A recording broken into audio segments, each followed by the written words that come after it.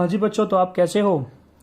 चलिए आज हम करेंगे अकाउंटिंग इक्वेशन। हमने पिछली दो वीडियोस में अकाउंटिंग टर्म्स सीखी थी कि अकाउंटिंग टर्म्स क्या होती है, असेट्स क्या होती है, लायबिलिटी क्या होती है, कैपिटल क्या होती है और एक्रूड इनकम वगैरह वगैरह। हमने बहुत कुछ सीखा था लास्ट की दो क्लासेस में। तो जिसने वो वीडियोज नहीं देखी है कृपया डिस्क्रिप्शन बॉक्स में जाना, वहां पर आपको लिंक मिल जाएगी, आप वहां पर जाकर देख सकते हैं। ठीक है, और उन दोनों को देखे बिना आपको ये चीज समझ में नहीं आएगी। तो आज हम क्या करने वाले हैं, आज हम थोड़ा बहुत प्रैक्टिकल चीजें सीखेंगे अकाउंटेंसी के बारे में कि अकाउंटेंसी में हम चीजें कैसे करते हैं, बिजनेस ट्रांजैक्शंस क्या क्या होती हैं। ठीक है जी, चलिए स्टार्ट करते हैं अपनी वीडियो को। और आई होप आपको जो मैं समझा रहा हूँ सब कुछ क्लियर हो रहा होगा। अगर आपको कोई भी दिक्कत आ रही है तो आप प्लीज कमेंट सेक्शन में मुझे बता सकते हैं। मैं कोशिश करूंगा हर बच्चे की एक एक डाउट क्लियर कर सकूं। चलिए स्टार्ट करते हैं। सबसे पहले हम सीखेंगे आज अकाउंटिंग इक्वेशन क्या होती है। तो जी अकाउंटिंग इक्वेशन जो होती है वो ये कहती है कि जो आपकी असेट्स होती हैं उसका जो सम होता है, जो टोटल होता है, वो आपका इक्वल टू होता है कैपिटल प्लस लायबिलिटी के। आपको पता होगा कैपिटल क्या होती है। Capital is the amount invested by the owner, यानी जो पैसा मालिक ने अपने बिजनेस में लगा रखा है, यानी ये जो आपकी कैपिटल है ये कहलाती है ओनर्स फंड, यानी मालिक का पैसा। और जो आपकी लायबिलिटी है इसको हम बोलते हैं आउटसाइड फंड, यानी आउटसाइड फंड, यानी ये पैसा आपकी कंपनी में बाहर से आया है। ठीक है, तो इक्वेशन ये बोल रही है अगर हम मालिक का पैसा और जो पैसा हमने बाहर से ले रखा है अगर हम दोनों को ऐड कर देते हैं तो आपकी असेट्स निकल कर आ जाती है। समझते हैं कि क्या बताना चाह रहा है एक छोटे से एग्जाम्पल के थ्रू। जैसे मान के चलिए आपके पास एक बाइक है, वो बाइक आपने परचेज की थी ओन फंड से, यानी अपने खुद के पैसे से। ठीक है जी, तो ये आपकी असेट्स तो हो गई, ये आपकी असेट्स कहलाएगी। फिर आपने क्या करा, एक आपने मोबाइल फोन परचेज कर रखा है, लेकिन ये मोबाइल फोन आपने क्या कर रखा है, परचेज कर रखा है ईएमआई पे, यानी आपने इसकी पेमेंट नहीं की है। अगर हमने पेमेंट नहीं करी तो आपको पेमेंट करनी है, तो ये आपकी लायबिलिटी बन जाती है। लेकिन आपके लिए है तो ये भी असेट्स ही ना। तो यानी अगर मैं खुद के पैसे से कुछ खरीदता हूं तो मेरे लिए वो भी असेट्स होता है। और अगर मैंने कुछ उधार खरीदा, हाँ आपने पेमेंट नहीं करी है, वो आपकी लायबिलिटी तो है, लेकिन आपने उससे जो चीज परचेज की वो तो आपकी असेट्स है ना। तो इसलिए क्वेश्चन आपकी ये बोलती है कि असेट्स जो होता है, जो टोटल असेट्स एक बिजनेस के पास होता है, उसमें मालिक का पैसा भी होता है और वो पैसा भी होता है जो हमने बाहर से उधार ले रखा है या हमने किसी से उधार ले रखा है, तो हम उसको भी इंक्लूड करते हैं अपनी असेट्स में। क्योंकि आपने इसमें जो असेट्स है वो तो आपने कुछ अपने पैसे परचेज कर रखी है और कुछ आपने परचेज कर रखी है किसी और के पैसे से। ठीक है, जो आपकी लायबिलिटी होती है, लेकिन इस लायबिलिटी से आपकी कुछ ना कुछ तो असेट्स क्रिएट हुई होगी, इसलिए आपकी इक्वेशन बन जाती है assets is equal to capital plus liability. तो चलिए अब हमें करना क्या है, हमें ये सीखना है एक अकाउंटिंग इक्वेशन में हम किस तरीके से ट्रांजैक्शंस को डालते हैं, किस तरीके से शो करते हैं। ठीक है, तो मैं अब आपको क्या करता हूं, मैं आपको एक बिजनेस की कुछ ट्रांजैक्शंस दिखाता हूं जो एक डेली रूटीन में करता है। ठीक है, तो आपके सामने एक ये छोटा सा मैंने एक एग्जांपल लिया है।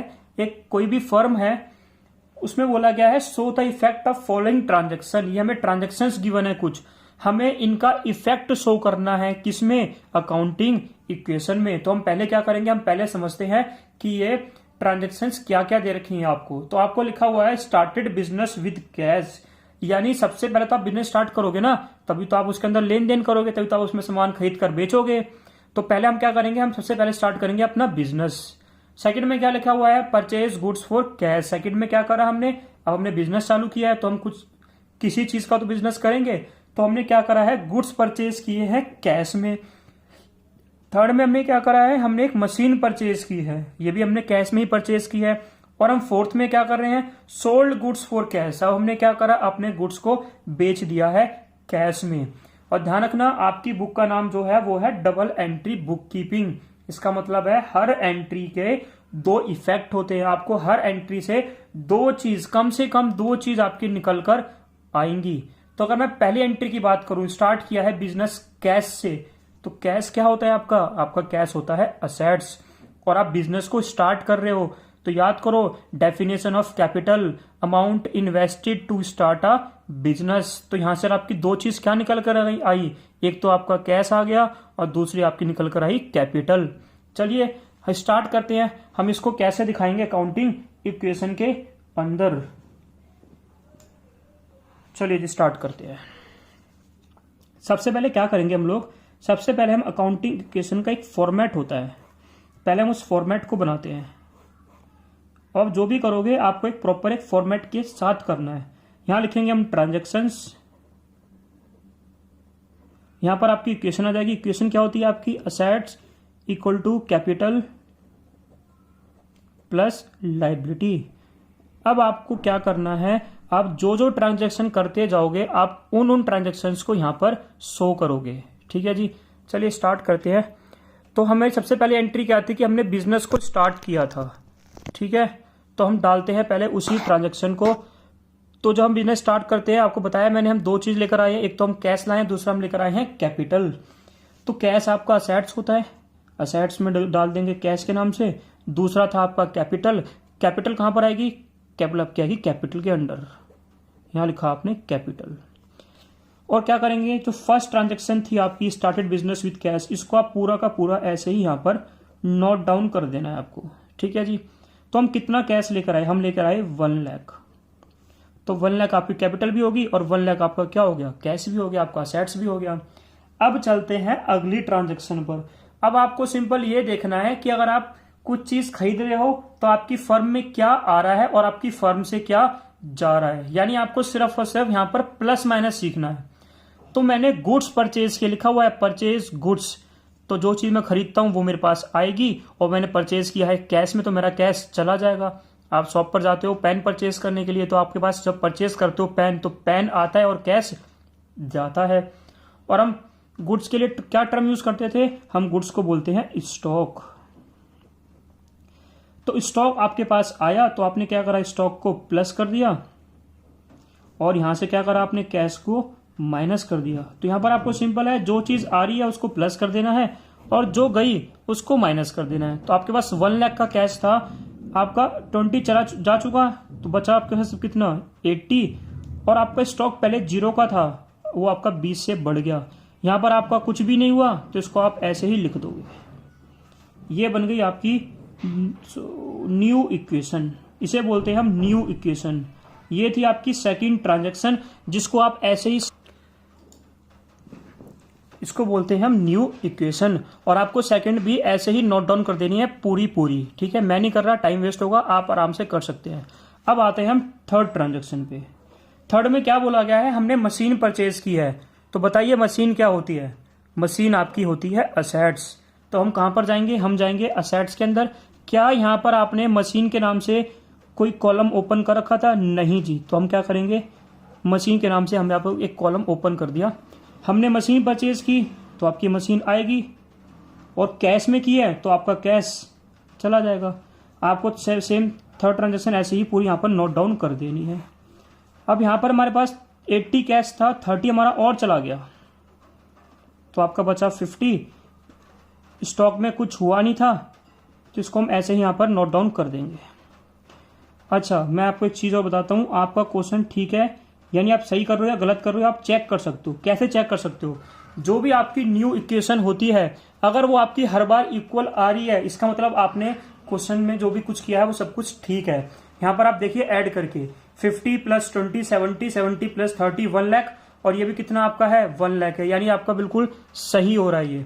अब हम करते हैं फोर्थ ट्रांजेक्शन, इसको भी आप सेम ऐसे यहां पर लिख लीजिएगा। लिखा हुआ है हमने गुड्स को सोल्ड कर दिया है, गुड्स को हमने बेच दिया है कैश में 15,000 में। तो हमारे पास से स्टॉक चला गया, गुड्स यानी स्टॉक, और हमारे पास क्या आ गया, हमारे पास आ गया कैश।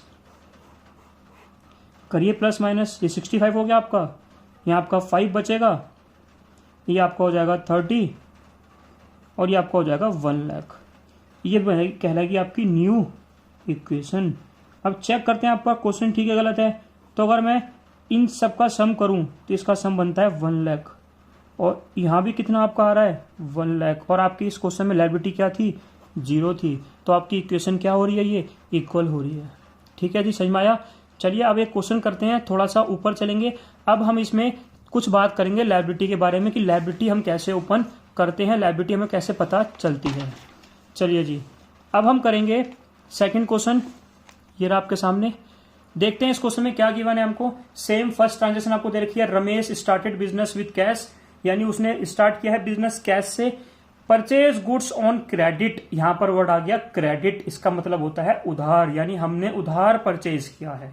अगला लिखा हुआ है पेड इनटू बैंक, हमने पैसा बैंक में पे करा 15,000, और फिर हमने क्या करा है, अपने गुड्स को सोल्ड करा है फॉर कैश 8,000, ब्रैकेट में लिखा हुआ है कॉस्टिंग 5,000। इसका क्या मतलब है, इसका मतलब है जो हमने माल बेचा है उसकी कीमत तो 5,000 थी, कीमत मतलब उसको हमने परचेज तो 5 में किया था, लेकिन उसको हम बेच कितने में रहे हैं, 8 में बेच रहे हैं। चलिए स्टार्ट करते हैं, बताऊंगा इसको कैसे करते हैं। अभी सबसे पहले हमें वही करना है, अपना फॉर्मेट बनाना है। यहां पर सेम लिखेंगे ट्रांजेक्शंस, इक्वेशन डालनी है आपको, assets is equal to capital plus liability.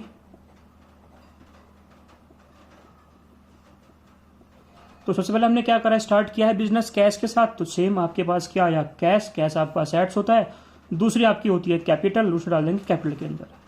हम लेकर आए हैं 2,50,000, 2,50,000, ये आपकी हो जाएगी ट्रांजैक्शन फर्स्ट, इसको आपको ऐसे यहाँ पर नोट डाउन कर देना है। अब आते हैं सेकंड पर।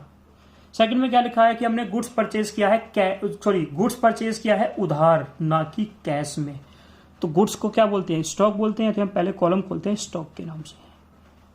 कितने का परचेज किया आपने, 10,000 का। क्या आपने पेमेंट करी है, नहीं जी पेमेंट नहीं करी, यानी आपको पेमेंट करनी पड़ेगी, और पेमेंट करनी पड़ेगी मतलब आपके लिए क्या है, वो लायबिलिटी है। और समझाया था आपको मैंने, हम जिससे माल खरीदते हैं उसे हम क्या बोलते हैं, उसके लिए हम टर्म यूज करते हैं क्रेडिटर। तो हम कहां पर गए, हम लायबिलिटी में गए, एक कॉलम खोला क्रेडिटर के नाम से। क्रेडिटर वो पर्सन है जिनसे हमने उधार माल खरीद रखा है। आप करते हैं इसको प्लस माइनस, तो यहां तो कुछ नहीं हुआ था, यहां पर आपके पास 10 का स्टॉक आ गया, यहां भी कुछ नहीं हुआ, इसको ऐसे लिख लेना है आपको, और प्लस 10,000। तो ये आपकी बन जाएगी न्यू इक्वेशन। अब हम आते हैं थर्ड पे। थर्ड में लिखा था पेड इनटू बैंक, हमने पैसा जमा कराया बैंक में। यहाँ पर पेड का मतलब है डिपॉजिट करवाया। तो बैंक में अगर आप पैसा जमा कराते हो तो बैंक का पैसा आपके लिए क्या है, आपके लिए वो भी तो असेट्स ही है। तो क्या करा आपने, यहाँ पर एक जमा कराया पैसा बैंक में, तो बैंक का कॉलम खोला, आपका पैसा यहां से निकला और बैंक में चला गया। तो यहां से क्या कर देंगे, इसको माइनस कर देंगे। तो जी आपके पास अब कितना कैश बचा, आपके पास बचा 245, 10 का आपके पास स्टॉक पड़ा हुआ था, और आपका 5 क्या हो गया, बैंक में चला गया, बैंक बैलेंस 250 ये रहा आपका, और प्लस 10 चेक कर लो बराबर है 5, 250 प्लस 10 260, यहाँ भी कितना है आपका 260 है, यानी आपकी सब कुछ क्वेश्चन में जो आपने किया है अब तक सब कुछ ठीक है। अब आते हैं लास्ट ट्रांजैक्शन पे। आपने क्या करा है, आपने 5,000 वाले माल को बेच दिया है आपने 8,000 में। ध्यान रखना जो आपने यहाँ पर गुड्स की वैल्यू रिकॉर्ड करी है ये हमेशा कॉस्ट प्राइस पर होती है, यानी आपका जो गुड्स जा रहे हैं उसकी कीमत कितनी थी आपके लिए, सिर्फ थी 5,000, लेकिन आप इसको सोल्ड कितने में कर रहे हो, आप इसको सोल्ड कर रहे हो 8,000 में। यानी बेसिकली बिजनेस में ये तो करते हैं हम सामान लेकर आते हैं 10 रुपए का, उसको बेचते हम कितने में है, 12 में बेचते हैं। तो यहां पर भी जो हमने माल परचेज किया था 5,000 का, उसको हमने बेच कितने में दिया, उसको हमने बेच दिया 8,000 में। ठीक है, अब यहां पर मैंने बोला था आपको ट्रांजैक्शन 2 जगह जाती है, यहां पर जाएगी 3 जगह। आपको कितने का फायदा हो रहा है, आपको फायदा हो रहा है 3,000 का। तो फायदे से क्या होता है, फायदे से जो हमारी कैपिटल होती है वो बढ़ जाती है। अगर हमें लॉस होगा तो जो हमारी कैपिटल है वो क्या होगी, कम हो जाएगी। तो यहां पर आपका जाएगा 253 प्लस 5 यह हो जाएगा आपका 253 प्लस 10, ये आपकी कहलाएगी न्यू इक्वेशन। इसको आप मैच कर लेना, आपकी इक्वल निकल कर आ जाएगी। ठीक है जी, तो आज हमने ये 2 क्वेश्चन ट्राई किए थे, ये भी हम थोड़े से इजी लेवल के क्वेश्चन लिए थे। आपको क्या करना है, अपनी बुक के 1 से 1st, 2nd, 4th, 5th question try करने हैं। 1st, 2nd, 4th, 5th आराम से कर सकते हो आप।